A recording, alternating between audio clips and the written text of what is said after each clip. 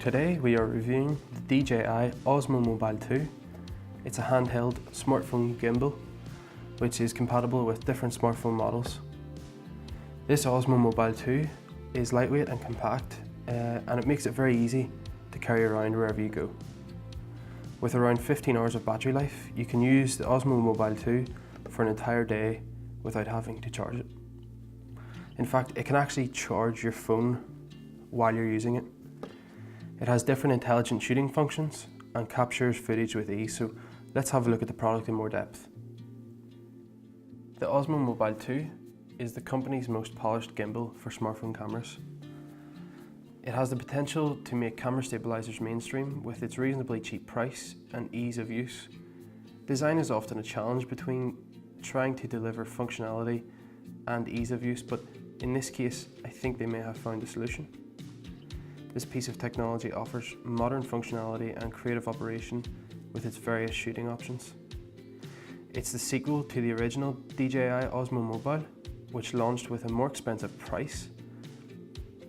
This weighs 485 grams and can hold a maximum load of 202 grams. The charging time is approximately 2.5 hours and runs for around 15 hours, depending on the size of the phone. You can purchase this product for around 120 to 130 pounds sterling, and it is compatible with phones that are 59 to 85 millimeters in width. The setup for this device requires you to install DJI's Go camera app, which is available for both Android and iOS. Pair your device with the phone in order to use some of the physical buttons. Adjust the settings and choose from the multiple modes accessible. When your device is paired and switched on, it instantly springs into action, automatically balancing the connected phone and allowing you to record stabilized footage immediately. But obviously you want to adjust the settings to suit your needs and to be more professional. With the Osmo Mobile 2, you cannot replace the battery when it runs out. The battery is internal and there is a charging port on the device. However, this comes with the battery life lasting 3 times the length of the previous version. The Osmo can also charge your phone through a standard USB port on the back of the device, and the product itself is charged through a micro USB port on the side. When I was using the device for the first time, I was interested to see if there was any way around the limited 15 hours of battery life before charging, and there was. I remembered bringing a charging bank for my phone, and so I plugged the charging bank into the Osmo through the micro USB port and charged my iPhone through the back of the device. So I had a loop, the power was going into the Osmo and coming out into the phone, and it was just amazing to see the battery last longer than what was supposed to. There is also a new battery level indicator on the front of the device, and that was fairly helpful as well. So moving on to hardware and design, the buttons on the handle allow fine control over the device and mobile phone. It converts joystick movements into smooth pans and tilt transitions, and the gimbal uses smooth track technology to reduce the impact of natural vibrations, and it actually does it quite well. So first up we have the power mode button. If we press and hold the power mode button for 1.5 seconds approximately, it turns the device on, and you repeat this to power off the unit. To check the battery power, press the power mode button once and it will show you on the battery indicator how much life is left in the device. When the device is on, press the power mode button once to switch between free mode and follow mode. In free mode, the phone stays in its current position regardless of the handle movements. If you double tap the power mode button, it will center the mobile, and tap the power mode button 3 times to switch between the mobile phone's front and rear camera. This cannot be done while filming, it's for a few reasons, I believe. The phone cameras are 2 different cameras, so normally the back camera is more powerful than the selfie camera, as people would call it. and the modes on the DJI Go app, for example slow motion, can only be filmed through the back of my phone camera and not the front selfie camera. Moving on, the system status is shown on the LED indicator, and I feel this is quite important to know. So a solid green status is functioning normally, or firmware upgrade was successful. A blinking green status is initializing or taking photos. A solid yellow status, the gimbal is locked or recentered. A blinking yellow status means the gimbal isn't functioning properly or normally. A blinking red status is recording, and a blinking red and green status, firmware is being upgraded. A solid red status means firmware upgrade failed. And all those statuses will show on this little indicator right here. So they're all the different colors that will let you know how the system is working. Next up, there is a joystick on the handle.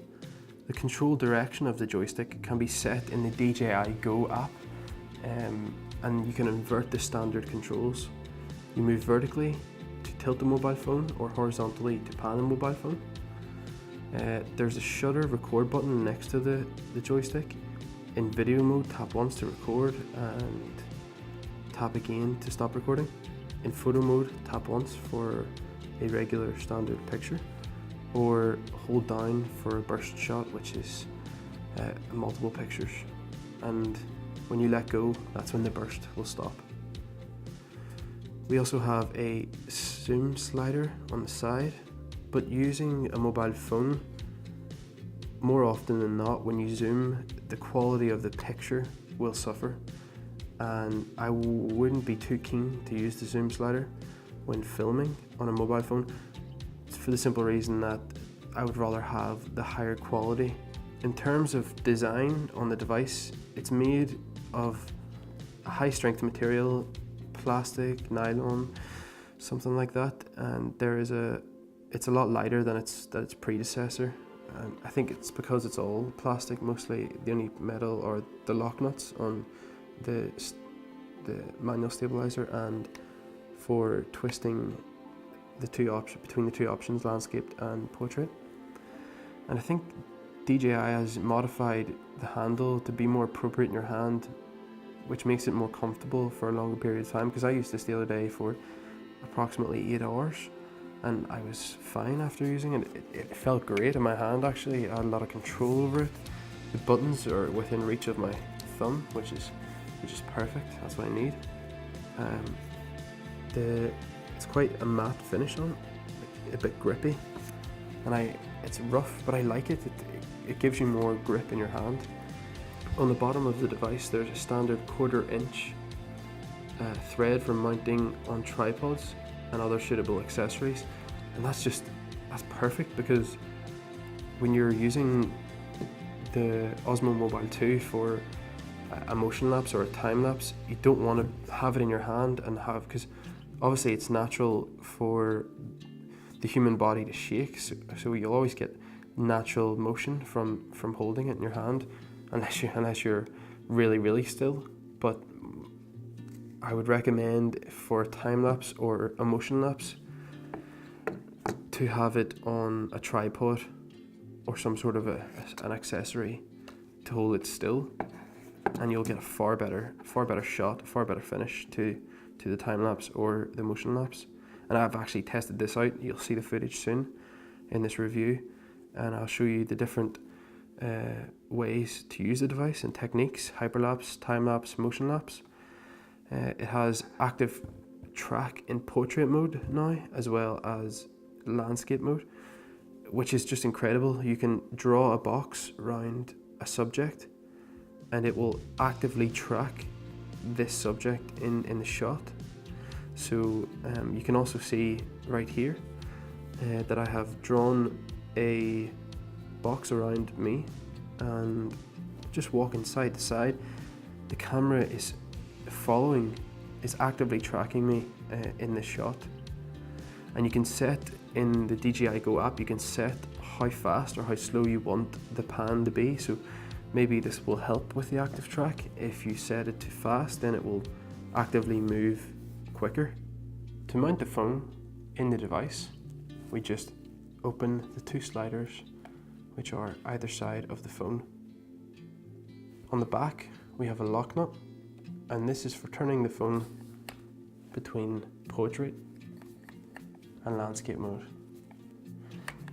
Once you have selected the mode that you're happy to film with, just tighten it up, and that means that this will lock the mode in which you're shooting. So you can see the device is going down because the phone is top heavy. So the other lock nut on the inside, we just want to unscrew that, slide it out a little bit until we have a nice balance between both the phone and the motor on the gimbal. So it's still, now it's too heavy on the gimbal side, so I'm just going to balance it here quickly. Okay, here we go. So